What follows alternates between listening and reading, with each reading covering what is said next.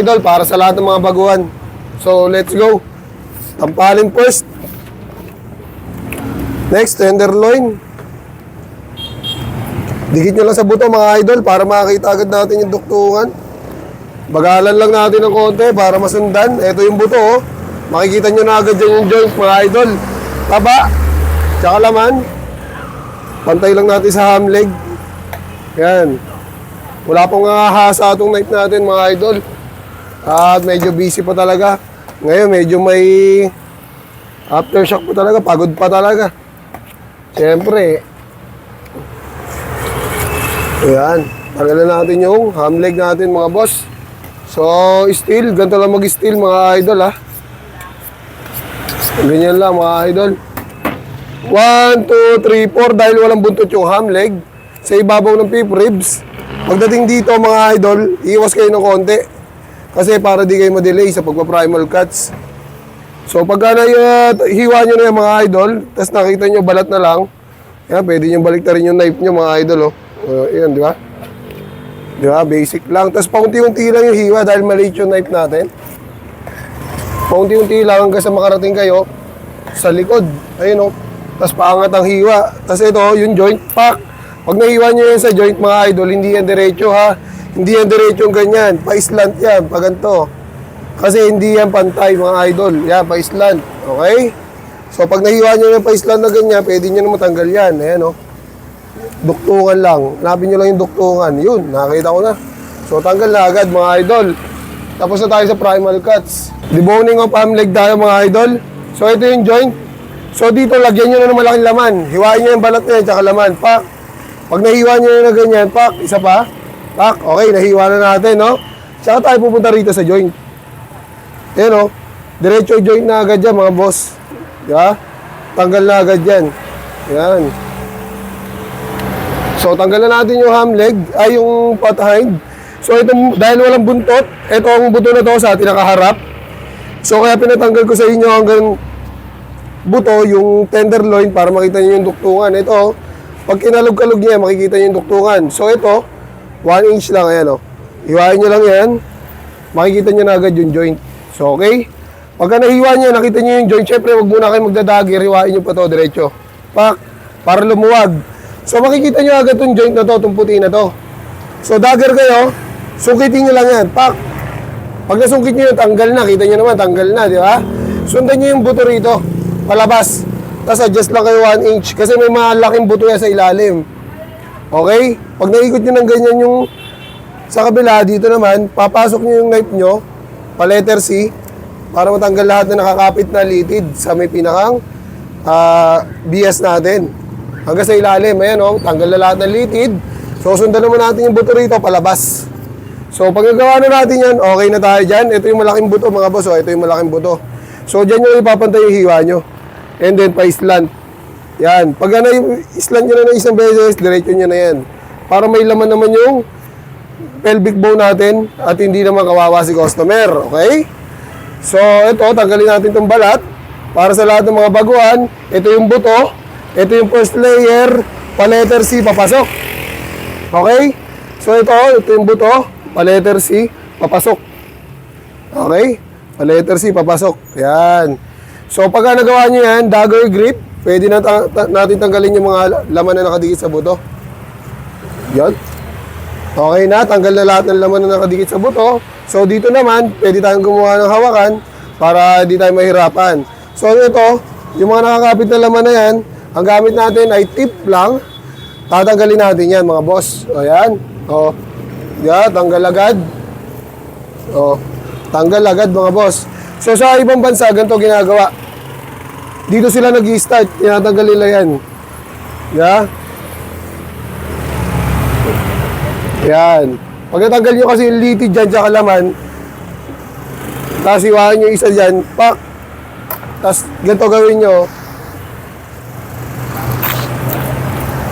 Diba? 0-0 mga boss. Wala nakakapit na laman.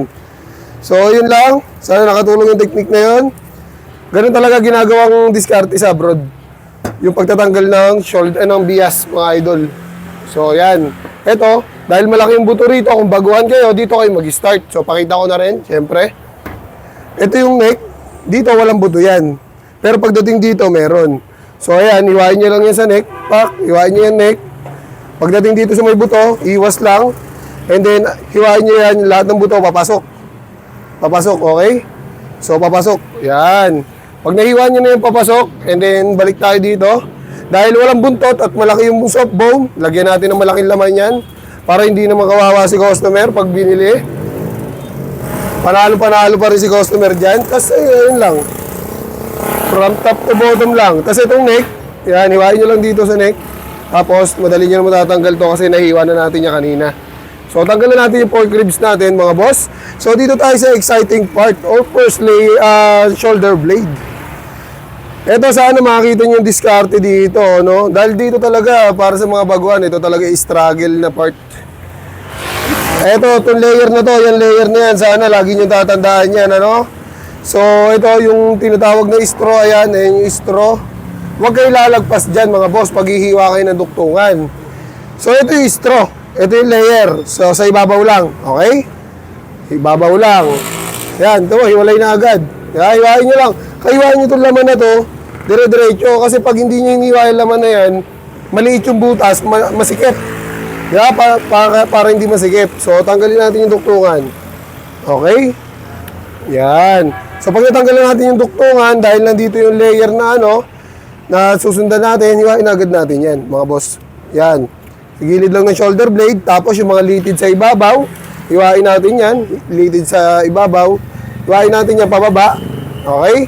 Kasi, pababa talaga dyan yung shoulder blade, yung sa dulo, pababa yan, okay? So, pag nahiwa na natin yan, yung mga litid, hiwaan natin na isa para mapunit yung soft tissue, and then pwede na natin itulak yan, mga boss. Ito nyo naman, napakakinis niya, no?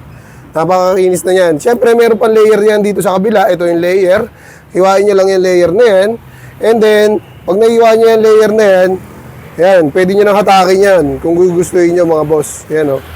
Tulak na lang natin para mabilis, makita agad natin yung dulo. Dinadahan-dahan ko lang kasi gusto ko masundan ng mga baguhan. At sa mga veterano nagsasabi mabagal yung ginagawa natin, pasensya na kayo, mga boss. Para sa mga veterano, basic na basic to.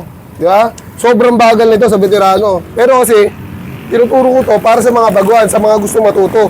Okay, sa mga gusto mag-change career na nasa ibang bansa at uuwi ng Pinas, magagamit nila to pagka gusto nila mag-change career as a butcher. Siyempre, mas malaki sahod sa Canada, Australia, New Zealand, UK. Okay, pwede na natin hatakin yan. Natanggal na natin yung mga litid sa gilid, tsaka yung mga laman sa ilalim. Pwede na natin hatakin yan.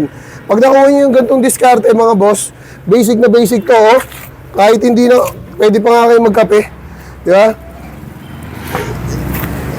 Basic na basic tanggalin yung shoulder blade pag nakuha nyo yung ganung technique. Malinis yan, mga boss, malinis. Okay, wag natin pahirapan. So dito, sinasabi ko sa inyo, ito. Yung duktong na yan, hiwain mo lang yan, pak. Kasi connected lang yan. So hindi na siya connected, pwede mo na hiwain tong balat.